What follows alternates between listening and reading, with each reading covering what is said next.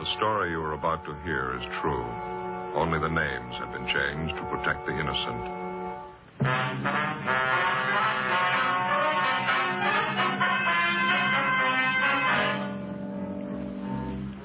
You're a detective sergeant. You're assigned to homicide detail. An elderly man reports the sudden death of his wife.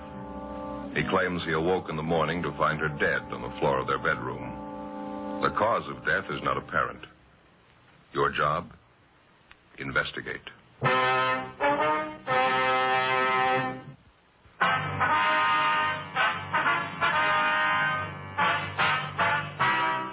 Dragnet, the documented drama of an actual crime. For the next 30 minutes, in cooperation with the Los Angeles Police Department, you will travel step by step on the side of the law through an actual case transcribed from official police files. From beginning to end, from crime to punishment, Dragnet is the story of your police force in action. It was Friday, November 12th. It was cold in Los Angeles. We were working the day watch out of homicide detail. My partner's Ben Romero. The boss is Thad Brown, chief of detectives. My name's Friday. It was 9:38 a.m. when I got back to the first floor of the Blackwell Hotel. Room 7. Oh, hi, Joe. Come on. Yeah. How's the old fella doing? Did he tell you anything?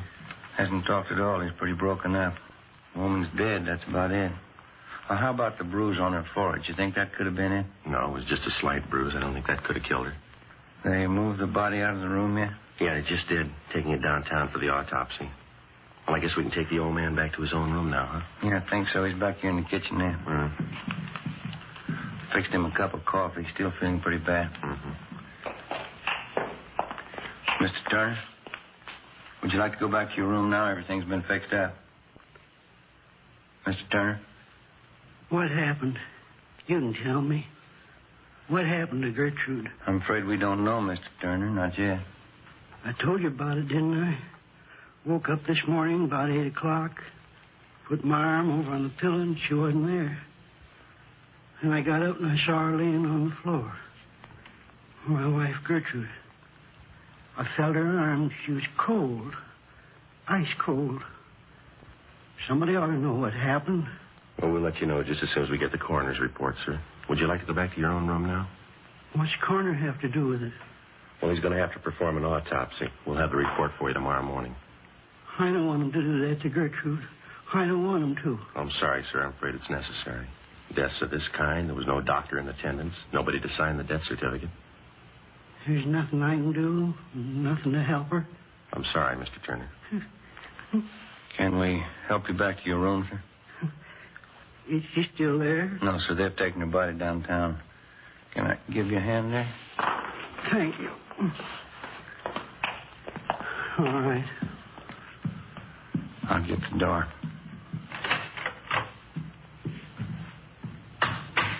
Where'd Mr. Parkson go? Who's that, sir? The hotel manager, Mr. Parkson. Oh, yeah. These are his rooms here. I wanted to tell him thank you for letting me stay down here a while. Well, I think he'll be back in a few minutes. He was busy outside. Nice of him. Let me use his place. I couldn't stay in our room. Not the way it was. Gertrude lying there. It's all right now, Mr. Turner. Can you make the stairs all right? Yes, sir, thank you. I'm just a little tired, that's all. Guess the whole thing's been too much for me. Maybe you'd like to have us call your family doctor. No, we don't have a family doctor. I'll be all right after a spell. It's just hard to understand, that's all. I have to think about it a while. Sit down and think about it. Yes, sir. Here we are. I'll get the door. Go ahead, Ben. Yeah.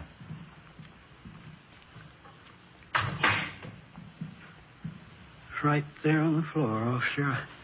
It's where I found her when I woke up. Right there by the bed. Where have they taken her? Downtown, Mr. Turner, to the county morgue. Oh. They'll let me see her, won't they? Yes, sir, they will. Do you feel up to answering a few questions for us now? All right. I'll tell you everything I know about it. I don't see how it's going to help anything. We'll try to make it as brief as possible, sir. Now, your wife's full name is Gertrude Agnes Turner, is that right?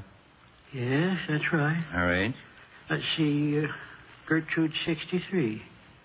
Yeah, that's it. I'm 4 years older than her. That's how I always tell. Was your wife in good health, Mr. Turner? Under a doctor's care, anything like that? No. Nothing wrong with her I knew of. Heart trouble? Anything like that? No, sir. She used to have headaches every now and then. A doctor friend of ours back home used to send pills for her to take. That's about all. How was your wife feeling last night? Was she all right then? Just fine. When I woke up, I put my arm over on her pillow. She wasn't there. Then I got up and saw her laying on the floor, right by the bed. Gertrude. She was ice cold. There was a little bruise up here on her forehead. I thought I was dreaming. She was dead. We weren't even married a year. You want to go on, sir? You think you feel all right? Yeah, it's all right, officer. I got a little bit of brandy in that cupboard over there. Think I could use some if you two officers don't mind? That's perfectly all right, sir. Yeah, I'll get it, Mr. Turner. We had it all figured out Tuesday, November 16th. That's her name's day. How's that? November 16th. It's my wife's name's day. You see, Gertrude's a German girl. A lot of German people don't celebrate their birthday. They celebrate their name's day instead. Next Tuesday's St. Gertrude's Day. Oh, I see. There you are, Mr. Turner. Thank you. Either one of you officers care for some brandy? You're certainly welcome to it. No, thank you very much.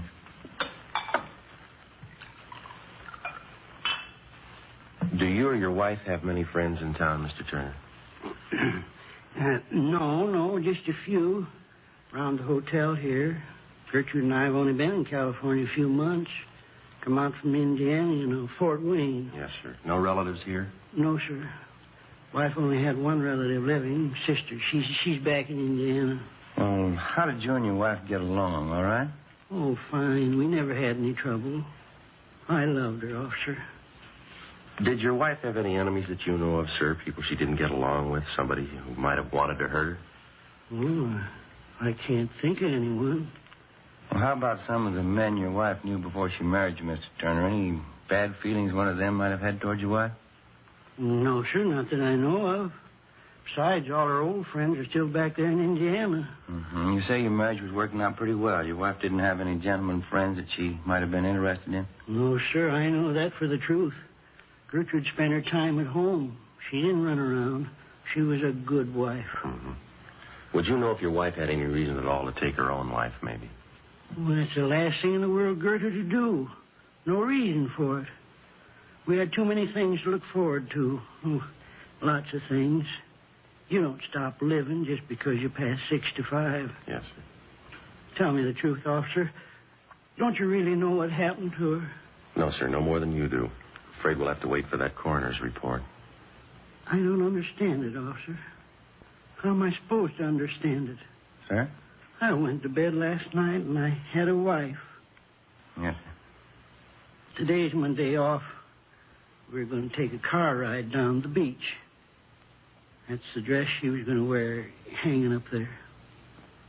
Gertrude made it herself.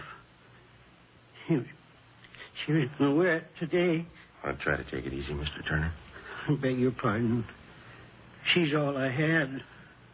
Why should she have to die? She didn't have to die, did she? I don't know, sir. Maybe she didn't have a choice.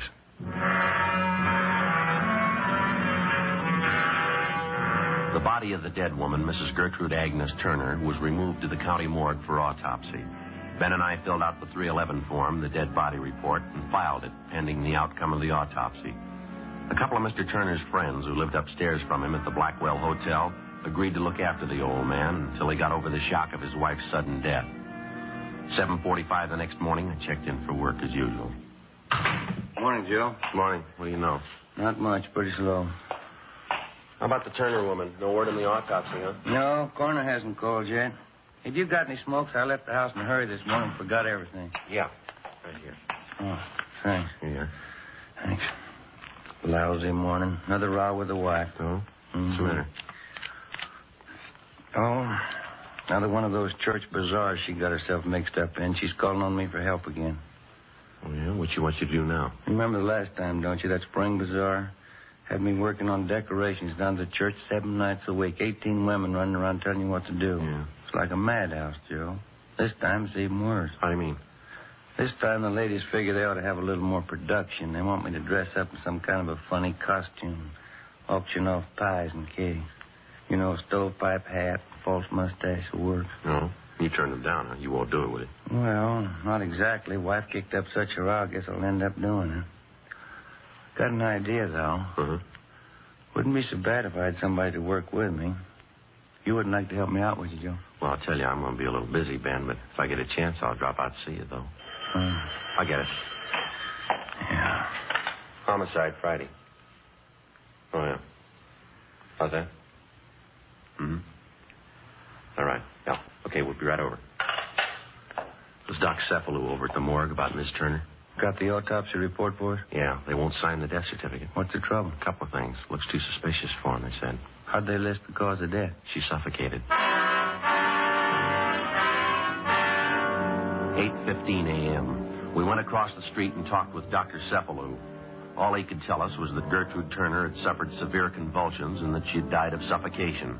There was a small bruise in her forehead and numerous other small bruises around the base of the throat. Not enough to say that the woman had been murdered, and yet too much to dismiss the case as an accidental death. Together with Lorman and Barrett from Homicide, Ben and I looked up some of the friends of Mr. and Mrs. Turner. We found 2 points which didn't check out with the story that Mr. Turner had told us. According to the friends, Turner had had some violent arguments with his wife. On at least one occasion, he'd struck her. And secondly, the dead woman did have a gentleman friend in the neighborhood, but his conduct with her had been above question. It was strictly friendship. We decided to take it from there. We went back to the Blackwell Hotel and found Mr. Turner in his room. He was wrapping up some of his wife's personal effects and packing them in corrugated boxes. We told him about the coroner's report.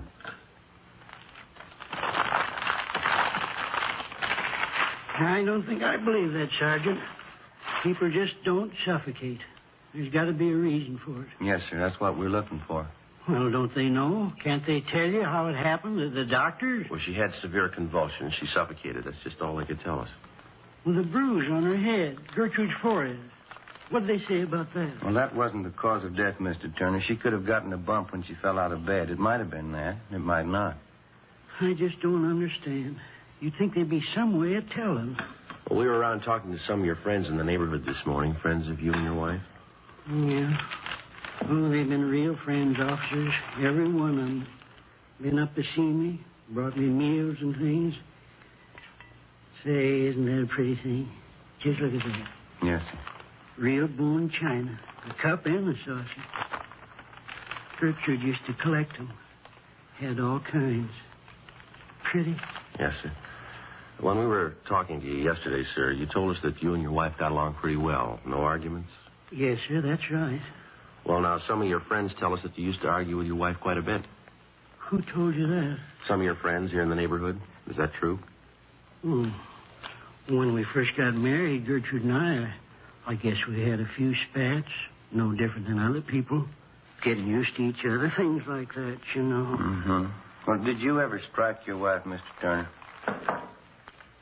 Why do you ask that? Routine question. Did you ever strike your wife? Mr. Turner? Yes. One of the first arguments we had. I don't even remember what it was about. That's how important it was. Mm-hmm. I lost my temper, I guess. I kind of slapped her. Oh, I felt like a no-good bum. Never once happened again. Slapping Gertrude. It's hard to remember right now. Well, we asked you the same question yesterday, sir. Couldn't you have told us that then? Oh, I'm sorry, officer. I guess I missed it. I wasn't feeling too good. I think you know what I mean. But you remember us asking if your wife had any gentleman friends? Yes, I remember that. Well, now, is it true? Well, there's one fella named Clyde Warren. Runs a drugstore down the street. I guess Gertrude knew him better than anybody, but he was my friend, too.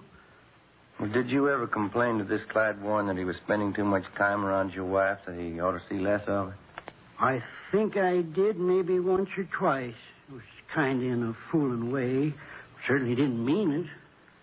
Clyde Warren's one of my best friends. Well, did you ever complain to your wife that she was seeing too much Warren? No, sir, never even mentioned it. Why ask me all these things? Well, your wife's dead, Mr. Turner, and we still haven't found out why. But you ask me questions like I had something to do with it. Well, you were the last one to see her alive, sir. You were alone with her in this room the night she died. You think I killed Gertrude? Is that it? You think I killed my own wife? No, sir, we didn't say anyone killed her. You think I killed my own wife? You think I killed her? Well, did you kill her, Mr. Turner? You know I didn't kill Gertrude. You know I didn't do that. I'm sorry, sir. There's not much else we can do now. What do you mean? Coroner found a series of bruises on the body, right around here, the base of the neck. We know she died of suffocation. The two things seem to fit pretty well. I don't know what you mean. I didn't see any bruises, not on her neck. I don't know what you mean. We'll have to take you downtown, sir. You can call your lawyer now if you like. I don't have a lawyer. Why are you taking me downtown? No alternative. We're going to have to book you. How's that? Suspicion of murder. 10:25 a.m. Before we booked him at the main jail, Mr. Turner asked us if we'd get off a telegram to his sister-in-law, Mrs. Helen Raymond, in Fort Wayne, Indiana, informing her of what had happened. We told him we would, and we did. We booked him in on suspicion of 187 PC, and then we checked back in at the office. We put in a call to the insurance company that held a policy on Mrs. Turner. Yes, sir. Gertrude Agnes Turner. Mm-hmm. What was that? All right. Right. Thank you, sir. Goodbye. What'd they have to say? Mrs. Turner had 3 different policies on her life, total of $5,000. Mr. Turner's a beneficiary on all 3. Well, that'll do for a motive. There's something else here. Yeah. Newest policy is for $1,000, industrial policy. When was it taken out? 3 weeks ago.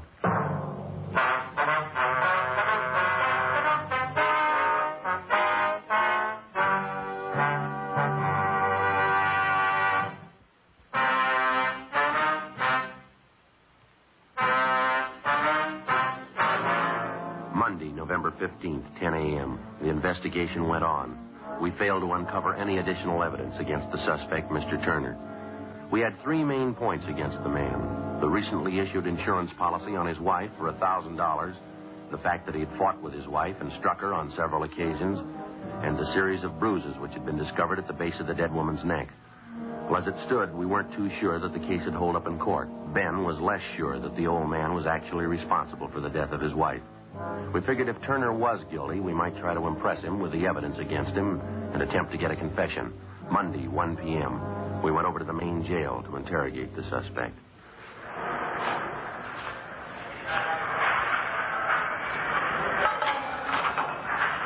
You want to step aside there? They want to lock that door. Oh, yes,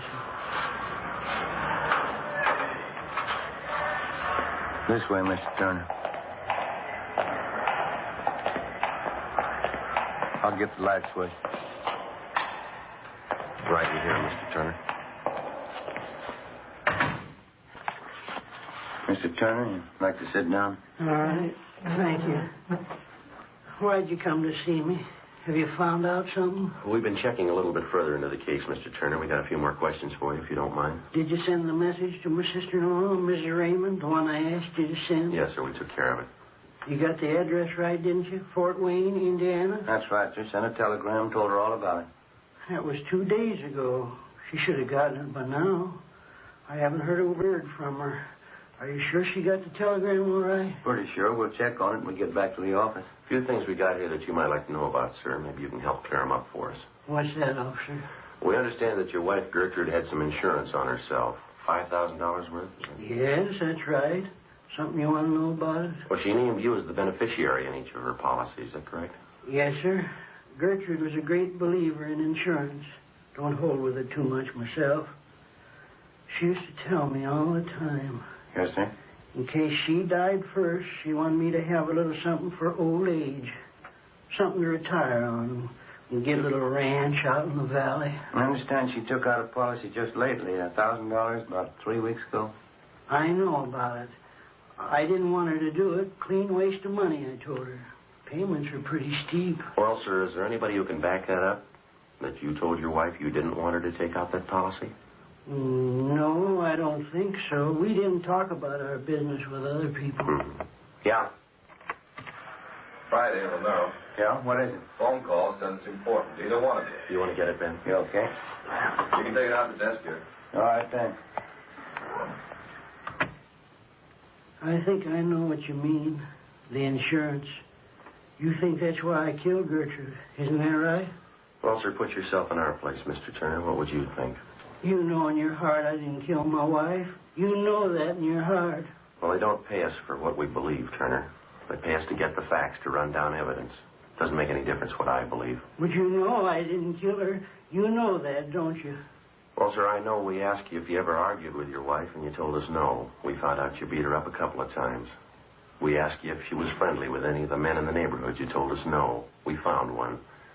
We asked you about the bruises the coroner found on her neck. You don't know. You can't explain them. We asked you if your wife had been ill, if she had any sickness to explain her dying the way she did, and you said no. We asked you about the insurance. You can't explain that either. 3 weeks before she dies, she takes out $1,000 on her life. She dies in the same room with you, and you don't know how or why. Now, you tell me, mister, what are we supposed to believe? I didn't kill her. Somebody has to believe it. Somebody. I didn't kill her.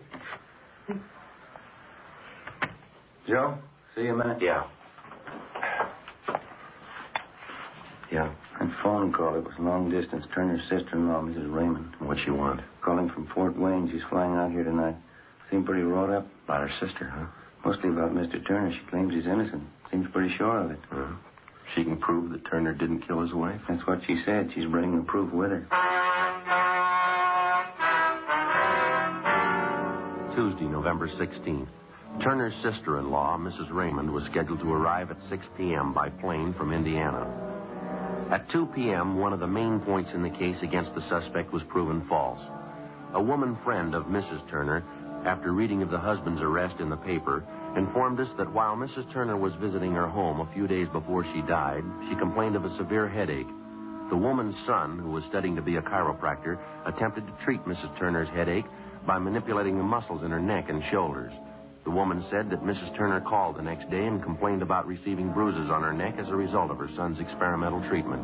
The son came down to the office and signed a full statement to this effect. At 7 p.m., Mr. Turner's sister-in-law arrived. With her was a Dr. John Grant, a Fort Wayne physician. The two of them told us their story and gave us all the information they had concerning the case. Ben and I went immediately to the main jail, picked up Mr. Turner, and brought him back to the office. His sister-in-law and Dr. Grant waited in the adjoining room. Why'd you bring me here? You going to ask me more questions? I told you everything. No, sir. No more questions. You can't take me off to prison. I haven't had a trial yet. No, sir, you're not going to have a trial, Mr. Turner. We're releasing you. How's that? Your sister-in-law, Ms. Raymond, she's in the next room with her doctor. They're going to take you home, sir. I don't think I understand, officer. How do you mean? Your sister-in-law just got in from Fort Wayne tonight, and she has her family doctor with her. They told us about your wife, Gertrude. Everything we had to know. About Gertrude? My wife? Well, what do you mean, officer? Well, maybe you can understand, sir. Your wife was afraid to let you know. She told her sister she was afraid it might break up her marriage. Afraid to tell me what? Well, your wife suffered from epilepsy. She had it most of her life. She had epilepsy? Yes, sir, she did. And this Dr. Grant showed us that he's been sending your wife medicine ever since you moved out here to California. He treated her many times for the same thing before you met her. She figured it might ruin her chances of marrying you, so she kept it a secret. The medicine. I remember that. Used to come through the mail. And that's it, sir. Counts for the headache she had the night before she died. She probably had an attack during the night, suffocated. That's how you found her in the morning. Well, why didn't they know? The coroner, they examined her. Well, sir, that's just the point. If you die of epilepsy, there's just no way of telling, not even by autopsy. Convulsions and suffocation. That's the only way they can list it. And she was ashamed. Gertrude. She was afraid to tell me. Yes, sir, that's what she wrote to your sister-in-law. We saw the letters. And I can leave now if I want to? Is it all right? We'll get you things from the property clerk first, and then you can go. Can I see Helen now, my sister-in-law? I'd like to say hello. Yes, sir, you can. It's right through that door. Well, thank you kindly. It's all right. Officer. Yes. Just one thing I'd like to ask. Yes. You knew all the time, didn't you? I mean, in your own heart. How's that? I couldn't have killed Gertrude. In your own heart, you knew that, didn't you? Officer? Yes, sir. I know it. I thought you did. I'll be right back.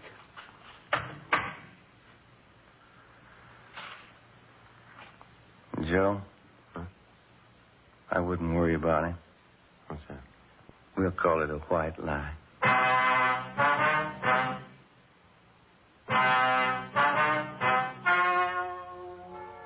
The story you have just heard was true. Only the names were changed to protect the innocent.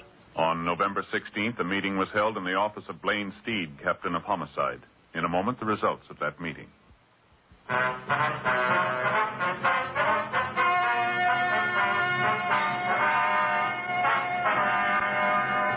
The death of Gertrude Agnes Turner was proved beyond a doubt to be due to natural causes. A 9.10 report was made which completely exonerated the husband of the dead woman.